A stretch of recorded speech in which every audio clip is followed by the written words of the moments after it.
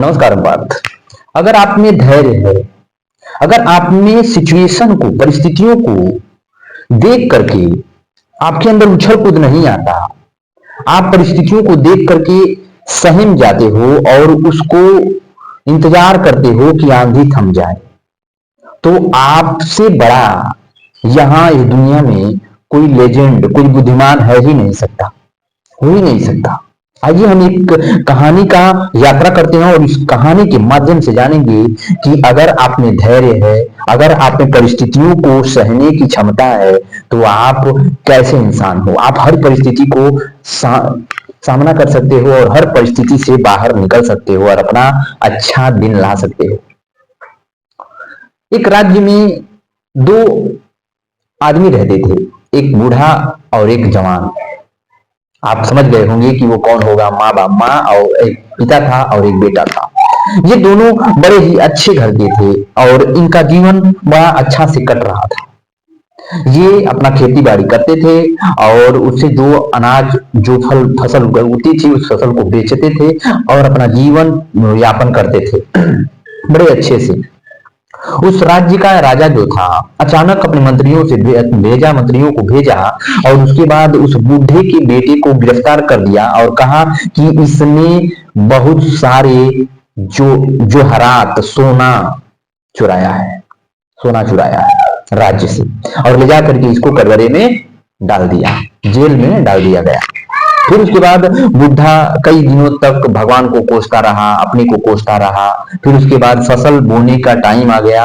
उसके बाद इस बुढ़े ने अपने बेटे को चिट्ठी लिखा और कहा कि बेटा, अगर तुम्हारी सजा पूरी भी हो जाएगी तो तुम घर मत आना, वहीं से निकल जाना कमाने के लिए बाहर, कि घर में कुछ खाने के लिए बचा नहीं है। अगर तुम घर आओगे तो हम दोनों तड़प के मरेंगे। मैं तो कुछ इधर उधर से मांग के खा ले रहा हूं, अगर तुम आओगे तो तुम्हें मांगता देख मुझे बुरा लगेगा। मैं अब खेत में बीज डालने का टाइम आ गया है और मेरे पास उतना पैसे नहीं है कि मैं खेत की खुदाई करवा सकूं पैसे से और बीज डाल सकूं। उसके बाद उन्होंने, उसके बेटे ने इस चिट्ठी को पढ़ा और अपने बाप को एक चिट्ठी लिखा कि पिताजी, आप चिंता मत करिए, आपके बीज का जो पैसा वो भी हो जाएगा और खेत भी जुत जाएगा, क्योंकि मैं जितना भी राज्य का खजाना था अब खेत में ही बोया हूं, खेत में ही गाड़ा हूं।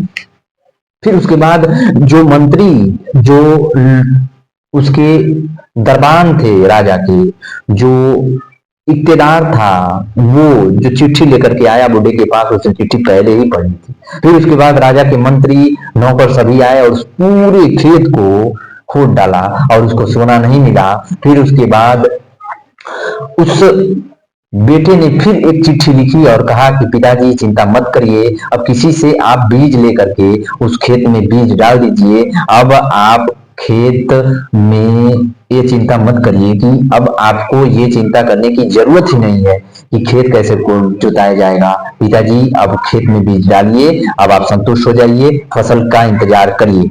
पिता उसका बड़ा खुश हुआ।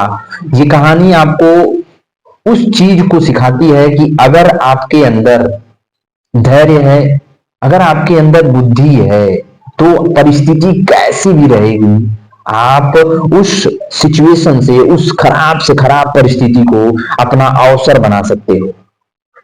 ये कहानी बस इतनी सी है कि अगर आपके जीवन में परिस्थितियां खराब हो जाती है ना, तो उस परिस्थिति को आप अवसर बना सकते हो अपना।